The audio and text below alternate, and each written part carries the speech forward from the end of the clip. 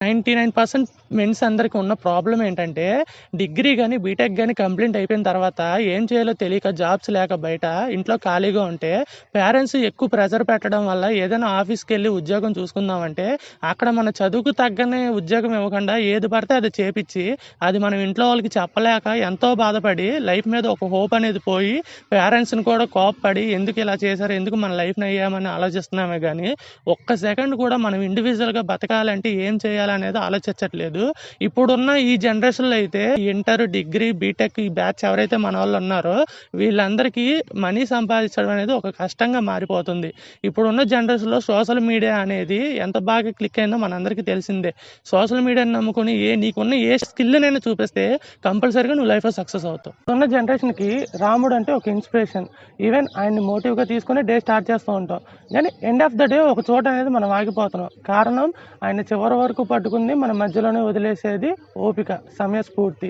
అది ఉండడం వల్లే ఆయన విజయం సాధించాడు, అంత పేరు చెందాడు కూడా. ఎప్పటికైనా సరే ఓపిక, పేషెన్స్‌తో ఉంటే ఏదైనా సాధిస్తామనేది అది reality story of Rama. Summer అయితే స్టార్ట్ అయిపోయింది. ఎండలు చూసారు కదా ఎంత భయంకరంగా ఉన్నాయో. ఎవరైతే జొమాటో కానీ, ర్యాపిడో కానీ, అమెజాన్ కానీ బుక్ చేస్తారో వాళ్ళందరూ కూడా కొద్దిగా డెలివరీ బాయ్స్ని ఇబ్బంది పెట్టమాకండి, ఎక్కువ వెయిట్ చేపిమాకండి రోడ్డు మీద. వీలైనంత త్వరగా తీసుకోండి. లేదు అంటే లొకేషన్ కూడా ఏదైనా ఒక కింద మీ పార్కింగ్లో కానీ లేదా ఒక నీడ చోటనైనా పెట్టండి. ఎందుకంటే వాళ్ళు పొద్దున్న 6ంటికి వచ్చి నైట్ 10 దా తిరిగితే 600-700కి మించి ఎక్కువ రావు వాళ్ళకి.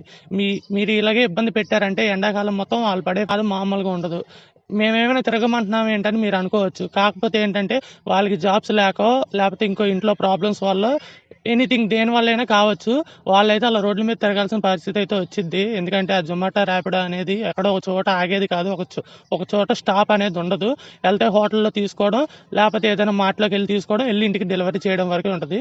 ప్లీజ్ ఐపీఎల్ సీజన్ వచ్చింది కదా, మన దగ్గర ₹1000 ఉన్నాయిలే దాన్ని ఒక 10,000 చేద్దాం అని చెప్పి బెట్టింగ్స్లో దిగుతారండి. అక్కడే మీరు మోసపోతారు. మీకు వాడు ₹1000కి 10,000 ఇస్తున్నాడంటే వాడు మీ దగ్గర లక్షలు దొబ్బేయడానికని చూస్తున్నాడని అర్థం చేసుకోండి. బెట్టింగ్స్ అనేవి చాలా డేంజర్ కూడా. ఒక్కసారి మీరు బెట్టింగ్ చేసే ముందు మీ పేరెంట్స్ గురించి ఆలోచించండి. పెళ్ళైతే వైఫ్ గురించి, పిల్లల గురించి ఆలోచించండి. బెట్టింగ్స్లో మాత్రం దిగమాకండి, చాలా డేంజర్ అది మాత్రం. ఇందులోనే ఐపీఎల్ బెట్టింగ్స్ అనేది చాలా పెద్ద వాళ్ళు ఉంటారు అందులో. మీరేమో మీకు ఉన్న హాఫ్ మైండ్తో 1000-2000 పెట్టి ఆడుతూ ఉంటారు. అవి మీ వర్కౌట్ అవ్వవు. దయచేసి మాత్రం బెట్టింగ్స్ అనేవి చేయమాకండి, చాలా డేంజర్. సరదాగా మ్యాచ్ చూడండి. మీకు ఇష్టమైన ఎవరైతే క్రికెటర్స్ ఉన్నారో వాళ్ళందరికీ ఎంకరేజ్మెంట్ అయితే చేయండి.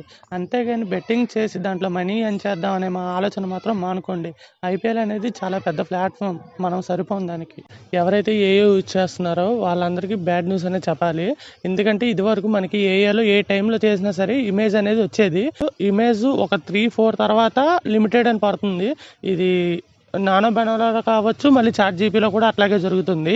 మీరు కావాలంటే కంటెంట్ క్రియేట్ చేసుకొని ఛానల్స్లో పెట్టి మనీ ఎర్న్ చేసిన వాళ్ళు అయితే కనుక తప్పనిసరిగా అయితే చాట్ జీపీలో మాత్రమే సబ్స్క్రైబర్స్ తీసుకోండి. ఎందుకంటే దాంట్లో క్లారిటీ ఎక్కువ ఉంటుంది, క్వాలిటీ కూడా బాగుంటుంది.